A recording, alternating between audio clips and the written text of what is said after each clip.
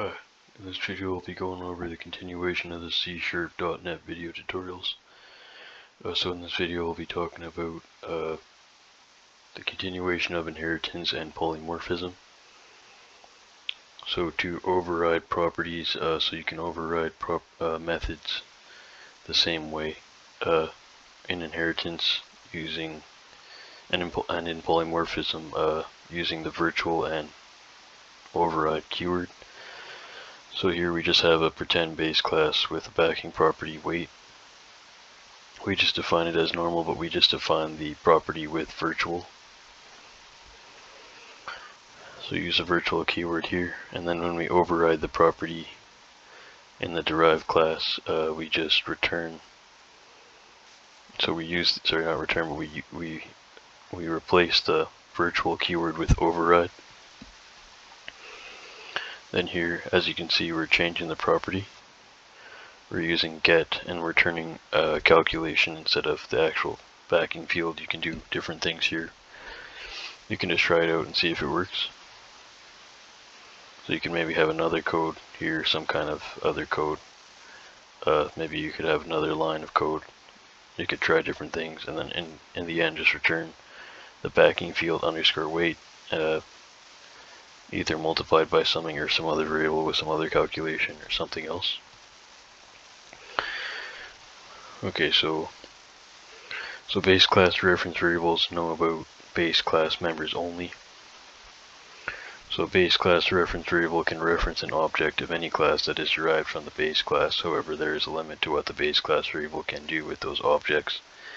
A base class reference variable knows only about the members that are declared in the base class.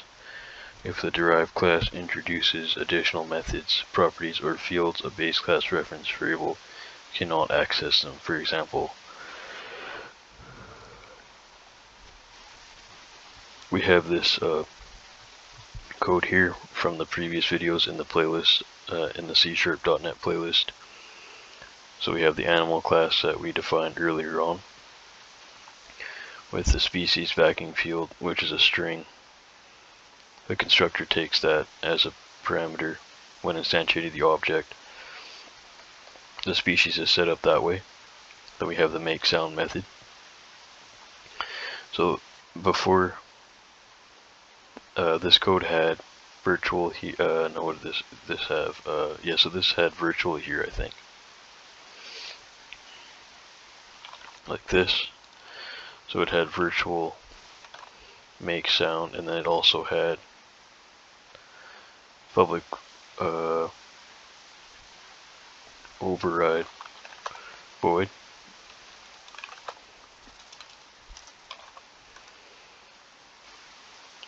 So in this case, what happened here? Whoops, sorry, this virtual should be before void.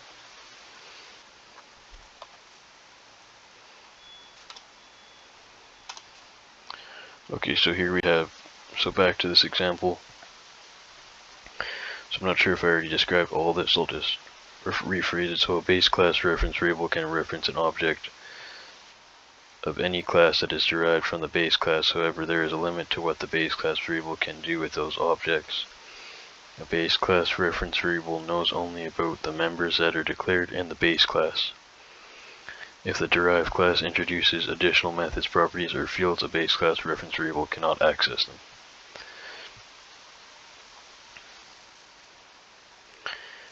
So this line here is really a base class object, even though it points a dog. I'll tell you why and what the confusing part is. So pretty much a base class reference variable can reference an object of any class that is derived from the base class. So here we're referencing animal. So the base class can't, so this object can't reference the dog's properties and methods. The only thing, so if we do run this, it's going to say bark. Why is that? It's because we overrid it. So the polymorphic objects can be a little bit confusing. That's why I took the virtual out. So if we do run this, what's going to happen, we'll see in a sec. So a base class reference variable only knows about the members that are declared in the base class. So really, this animal object only really has access to species here. Species is defined in the animal class here. Remember, dog inherits from animal, that's why we have this colon there. Inherits from. So in this case, if we have this line here, so this should work. The species is. So if we run this, what happens? There's a trick here. The trick question is in the make sound method. We'll discuss that in a sec. So the derived class introduces additional methods, properties, or fields, a base class reference variable cannot access them. So let's look at this example. So I just ran this code. It says the species is dog, and it says bark. So the species, we have species for animal, so that it has access to that backing field. Excuse me. So we were able to say that when we instantiated the dog, it was really an animal. But in this case, we used the base keyword to use the base constructor. So this object really is, it's kind of like an animal dog, but it's more so an animal. In this case, the dog, the name field, where's the name field? Excuse me, that's the tricky part, is that when we instantiate this dog, it's saying, well, okay, well, I'm just supposed to take a name. It takes a name. Actually, species wasn't even, actually was species. Species was, right, because we only wanted to print out the species. So in animal we have the species, okay.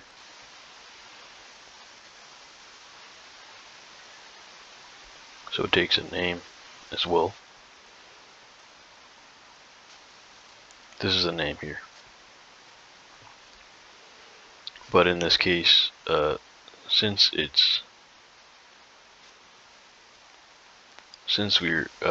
takes a name,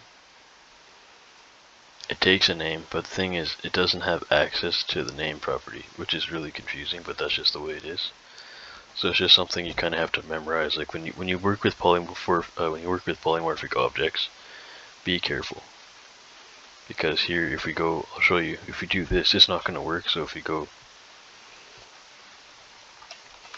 messagebox.show, you want to say the animal's name is concatenated to animal.name. It's going to be like, well, that's an error. You can't do that. So as you can see, it highlighted red. It doesn't have access to that. Even though we gave it a name, it's a little tricky. You weren't able to access it. So just be careful with that. We are only able to access the species, where the species was a dog when we instantiated the object, because we passed that here through the constructor. So you might want to use a protected keyword somewhere here to access name or something like that. You might want to have a better way to access the name. You can try the protected keyword, you can try different things, you can try to use a getter and a setter or something like that.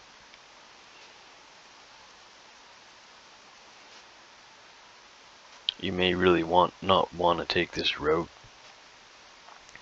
But anyways, if we go, let's go with the make sound method. So I think it went bark. I think it should say bark. Why is that? I'll show you why. It's very confusing.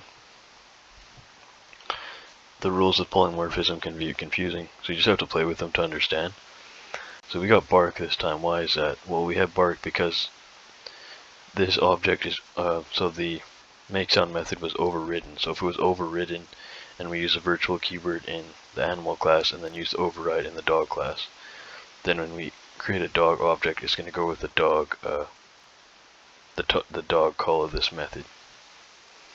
So to make sure that it says growl instead of, so growls in the animal class and barks in the dog class. So to make sure that it says growl, we take out override. And in the dog class, we take out virtual. That way now it only has access to the animal properties and methods and all that. So now when we run this, it should say growl instead of bark.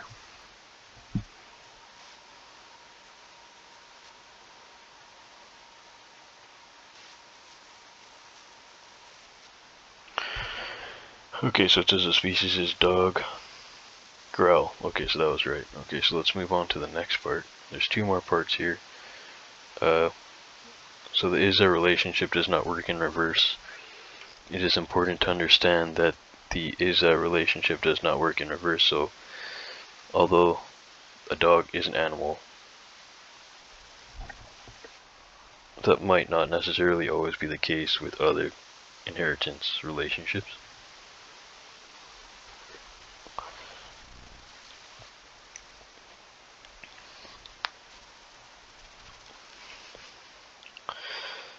Sorry, I think I just messed that one up. Well, not really, but. So, once again. So dog is an animal, but if we want to go dog points to new animal, so then an animal is not a dog, so you can't really do them backwards. Sometimes they may work, is what I was getting at. In other cases, they might not work. So although the statement a dog is an animal is true, the statement an animal is a dog is not true. An animal might not be a dog and all that. You could have a cat or something else, or a bird or whatever. So this is because all dogs are animals, but not all animals are dogs. So this statement, for example, if we went like dog points a new animal, that's not going to work. We got an error from that. So just be careful. You want to go down, and if you're going to instantiate a polymorphic object, go down in the hierarchy starting at the top. So we went with the biggest hierarchy, and then we went down to the sub. So go for base and then to a sub. You can't go sub to a base. Sorry, just hit the mic here. So you cannot assign an animal reference to a dog variable. You can use the cast operator. Be careful with that. So the C# compiler will allow you to make an assignment if you use a cast operator. But an exception will be thrown at runtime, or it can be thrown at runtime, so just be careful. So if we uncomment this, so if we went dog points a new animal, and we passed in, for example, dog.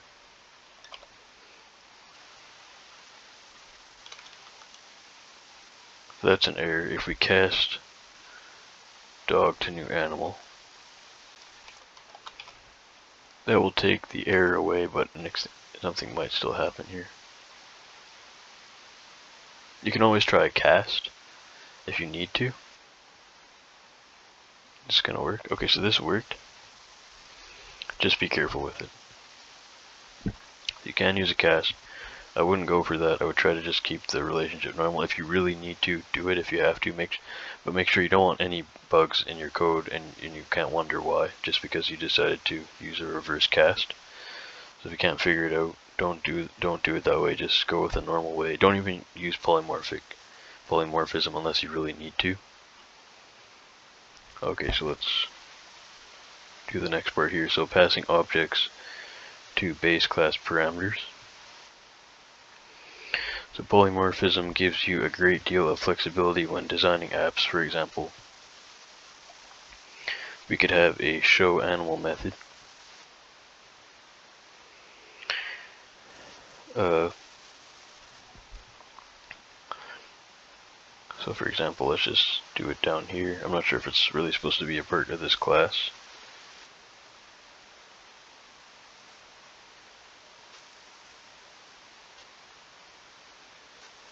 So let's just do it down here.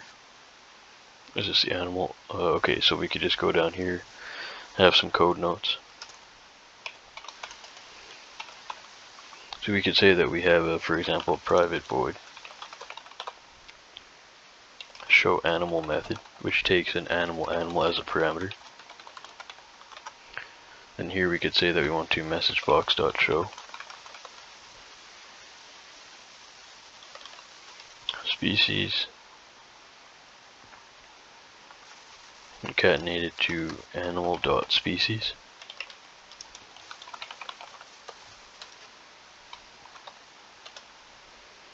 So you could say animal.make sound after that. I think this could be in this class. We can try it.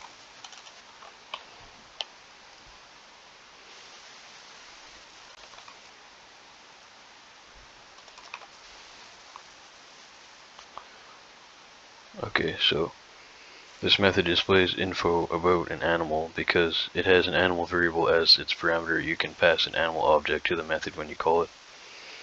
The method then displays the object's species property and calls its make sound method. The show animal info, info, should have said info here. Whatever, we'll just go with info here.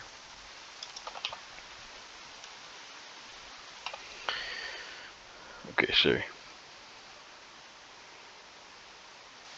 So the show animal info method works with an animal object, but what if you also need methods that display the same info about dog objects and cat objects? Do you need to write additional methods for each of these types?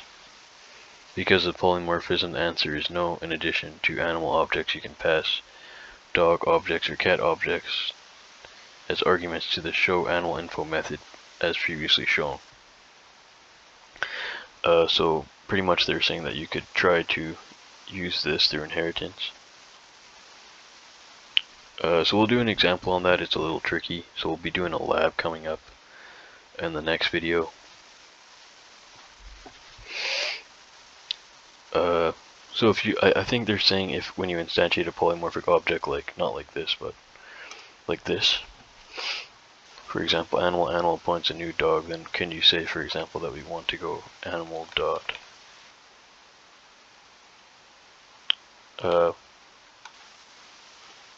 let's say we'll just do an example. I think they're saying that basically you could just use override and virtual as well and then access it. That might be the better way to do it, but we'll be looking at some other ways to do it. Pretty much if you want to have a method that displays the same info about dog objects and cat objects, you need to write additional methods or copy the method again. So you can pass dog objects or cat objects as arguments to it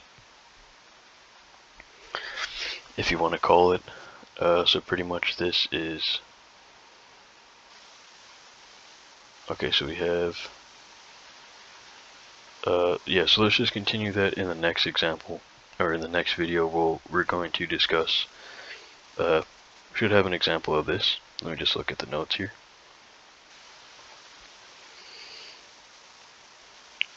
Yeah, so we should have an example on that. That's going to be in the next video. We're going to use the animal class. We're going to need to kind of demonstrate what these dogs are talking about. I don't want to kind of go off on explaining it right now. We'll just do that later on. So we'll then need the dog class as well. We'll need the cat class. Then we'll have a form. So most of it's already set up. We just might have to make a few modifications. So thanks for watching, guys. If you guys liked the video, you can like and subscribe to support the channel for more programming and investing tutorials. In the next video, we'll be continuing with polymorphism and inheritance. So the rest of the videos are going to be in the csharp.net playlist on my channel. So thanks for watching. I'll see you guys in the next one. Take care. Thanks.